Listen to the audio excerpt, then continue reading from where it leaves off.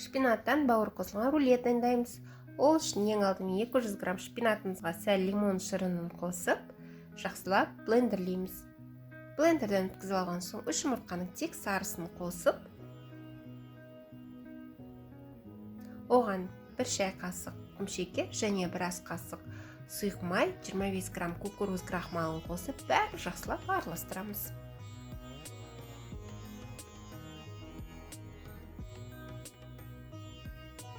Жақсылап араластырып алған соң 40 грамм ұнымызды електен өткізіп 2-3 бөлікпен қосамыз.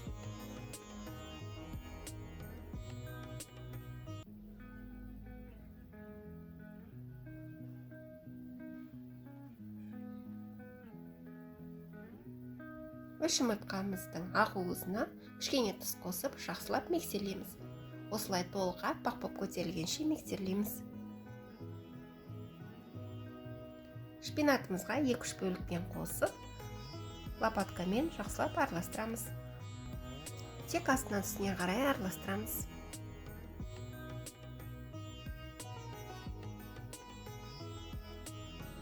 Қалғанын салып, тура солай жақсылап бәрін біркелкі масса болғанша араластырып аламыз.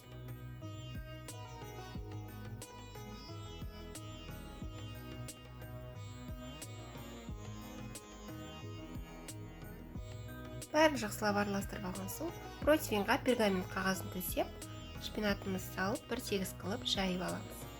Пергамент қағазының сапасында күмәніңіз болса, міндетті түрде майлап алыңыз. Менікі осындай тефлоновый. Шпинатымызды бір тегіс қылып, әдемілеп жайып алған соң, алдын ала қызып тұрған духовкада 180 градуста 14-15 минут пісіріп аламыз. Енді салмамызды дайындаймыз. 500 грамм сиыр бауырын жуып, осылай турап аламыз. Және де бір бас пиязымызды аршып, ұсақтап турап дайындап аламыз. Табамызды қыздырып, 3 ас қасық сұйық май құйып, оған пиязымызды салып қуырамыз. Біраз қуырған соң, бауырымызды салып, жақсылап араластырып, 10 минут қуырамыз. 10 минут қуырып алған соң, кішкене тұз салып, тағы 1 минут қуырамыз. Бауырымыз дайын. Енді ыстықтай осылай блендерға салып, блендерден өткізіп аламыз. Оған 50 грамм сары майды ерітіп қосамыз, 4 ас қасық творожный сыр қосамыз. Бәрін жақсылап араластырып, біркелкі болғанша араластырып дайындап аламыз. Шпинатымыздан жасалған бисквитіміз дайын. Енді бауырымызды бір тегіс қылып, бетіне жағып, жайып аламыз. Жайып алған соң, осылай шетінен жақсылап әдемілеп ораймыз.